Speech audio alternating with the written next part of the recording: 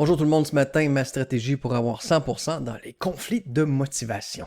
Alors j'y vais tout de suite avec un exemple, ça va être plus facile pour vous expliquer ma stratégie.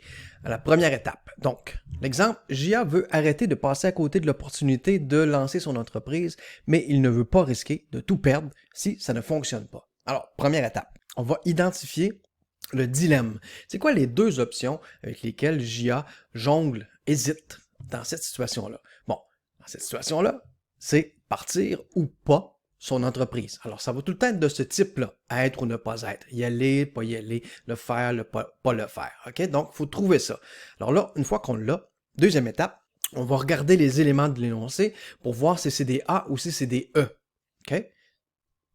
Gia veut arrêter de passer à côté de l'opportunité de lancer son entreprise. Bon, première chose, quand on veut identifier un A ou un E, il faut se rappeler que c'est pas parce qu'on dit « je veux » que c'est nécessairement un A. Et c'est pas parce qu'on dit « je ne veux pas » que c'est nécessairement un E. Il faut regarder de plus près, entre autres, les verbes. Ici, « je veux arrêter ». Si vous pouvez remplacer ça par « je veux éviter », ben c'est un évitement, hein? C'est un évitement. Tu veux pas ça.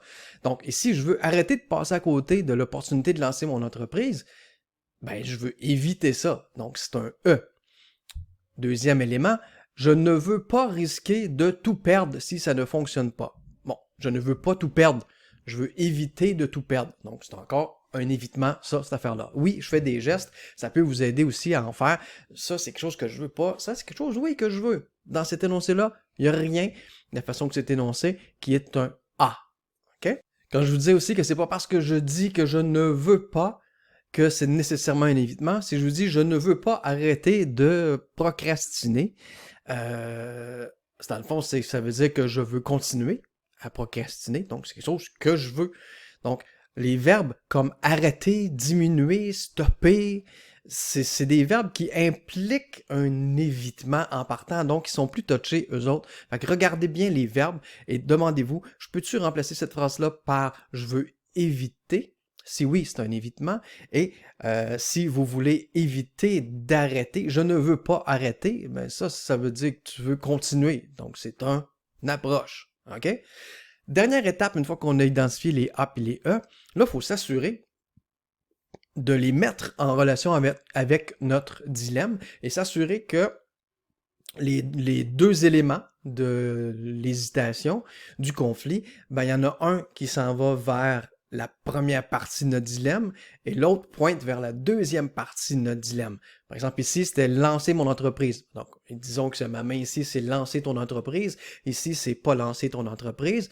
Bon, ben, je veux arrêter de passer à côté de l'opportunité de lancer mon entreprise. Bon, ben, ça veut dire, ben, lance ton entreprise.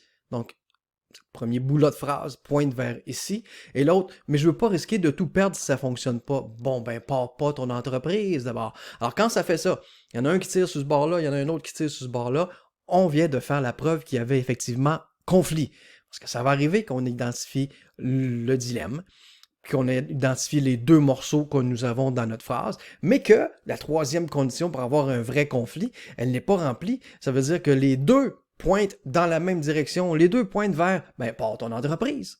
Alors là, il n'y a pas de conflit, pars ton entreprise. OK? Alors, il faut s'assurer de faire toutes ces étapes-là dans cet ordre-là pour avoir effectivement 100% dans les conflits de motivation.